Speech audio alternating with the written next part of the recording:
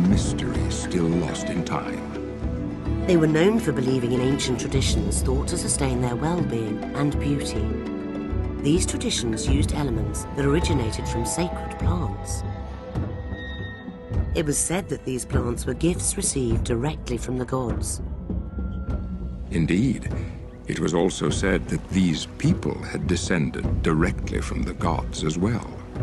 Whatever their origins, some 2,000 years before Columbus discovered a new world far across the Atlantic Ocean, these explorers would set off towards the east, into the currents of the more daunting Pacific, a people in search of destiny.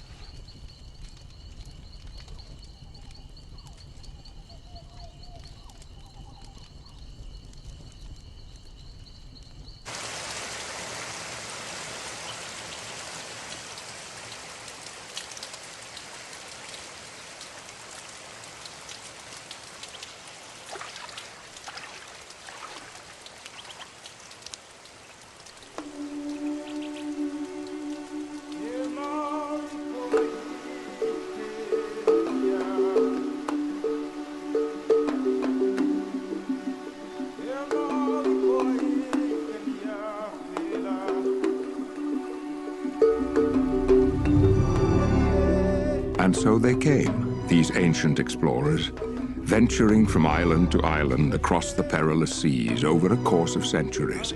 Stewards of the ancient gifts, they carried forth their treasures, planting and nourishing these wonders of nature, which would bless their lives and the lives of generations to come. Whenua, te whenua. Te rai, e te rai. E te atua e. Amai te mai te e hotu. Here, in this most perfect environment, alongside their sacred plants, these people would flourish.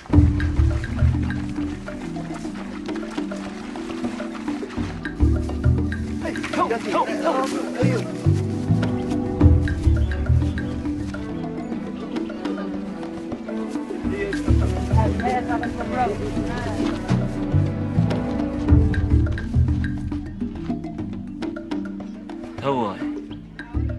Tautul mana teat. Tuni, hape ben, harat imi tunono e arot umai te pen. Hai tini, hauti.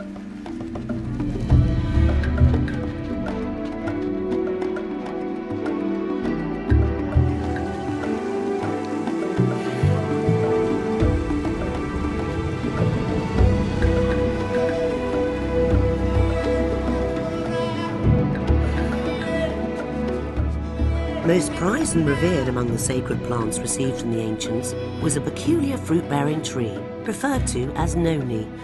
Not a simple food staple, as were many of the plants born here by the early settlers, the precious Noni was the basis of honoured Polynesian traditions stemming from before recorded time, which held that Noni could be used to maintain health and help restore a man's energy and vitality.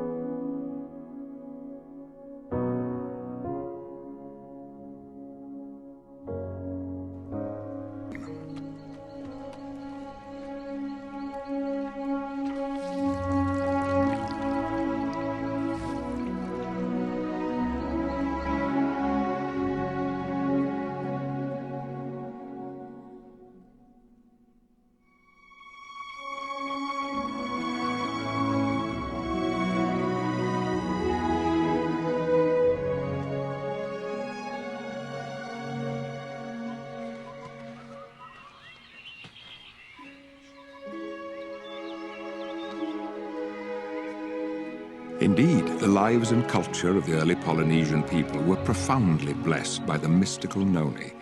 Their destinies were intricately intertwined. Together, they had been swept away to this remote island paradise from which all Polynesia would spring. Here, nurtured by pristine bounty, they had thrived.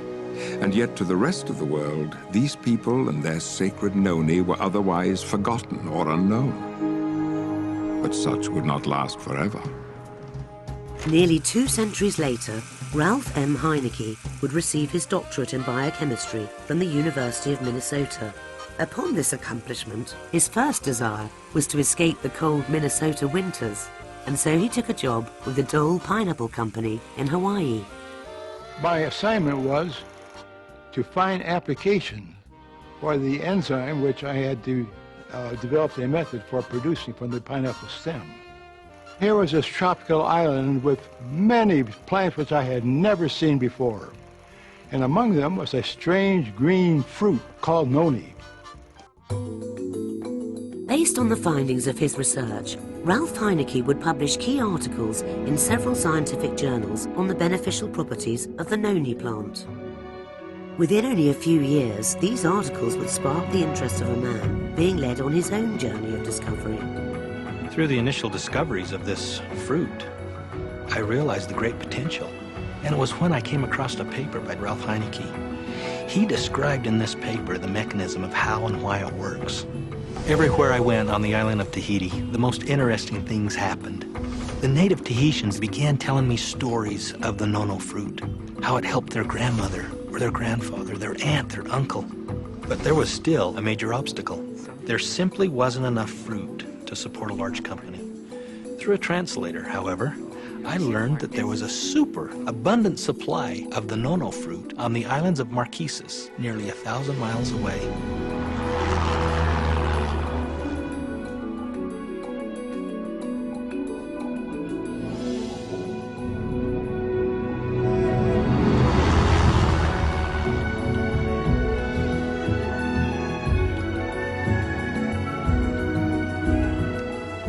In the afternoon, we stopped at the edge of the road to rest our legs.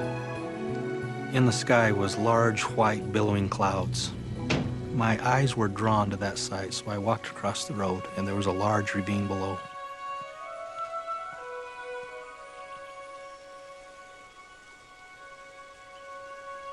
It was a stunning sight. The valley was just full of this fruit. Immediately, I knew that we had all the fruit we needed. It wasn't a secret, but yet the world didn't know about it. The next thing was to find the right partners. I knew if we could find the right partners, nothing could stop us. Soon after rediscovering the secret of the Noni, John Wadsworth was joined by Stephen Story, Kerry Acey, Kim Acey, and Kelly Olson. The gift of Noni had been handed to a new generation and to a new set of stewards. From across the wide Pacific and into the Rocky Mountains of Utah, what would become of this precious gift? What would these new stewards, a company called Tahitian Noni International, do with this awesome responsibility? We are heirs. We have become part of this story. And I have to tell you, we can't think of the history of Noni without feeling emotionally tied to every single person and event that has taken place, since, 4,000 or 5,000 years ago when it first became noticed by man. To be sure, a promised day will come, not so long from now, when Tahitian Noni juice has been received by all the world. A day when this singular fruit from this exotic corner of the earth is planted in the hearts and minds of people everywhere. For Tahitian Noni juice, a day of fulfilled destiny.